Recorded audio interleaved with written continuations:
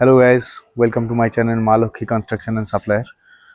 কিছুদিন আগে তোমাদের সাথে আমি একটা ভিডিও শেয়ার করেছিলাম, যেই কাজটা আমার চলছিল রিচরা বাগপাড়ায়।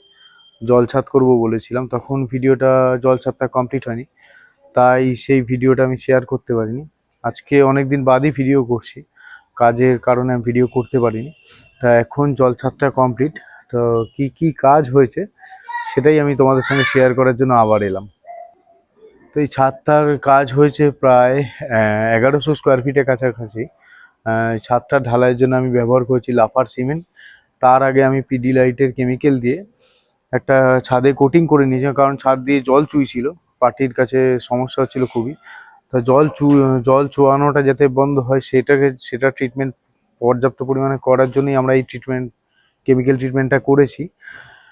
জল ছাদটা কমপ্লিট হয়ে গেছে। এছাড়া প্যারাফিটগুলো যে ছাদের বাউন্ডারি ওয়ালগুলো রয়েছে, এগুলো প্লাস্টার করা ছিল না, তো এগুলোকেও প্লাস্টার করে দিয়েছি। কারণ এগুলো প্লাস্টার না থাকলে, শুধু যদি আমরা জল ছাদটা করি, তাহলে ওই গাঁথনির গা বেয়ে জলগুলো আবার ঢুকবে, ছাদটা নষ্ট হয়ে যাবে। তো সেই কারণে আমরা এই প্যারাফিটগুলোকেও প্লাস্টার করিয়ে দিয়েছি।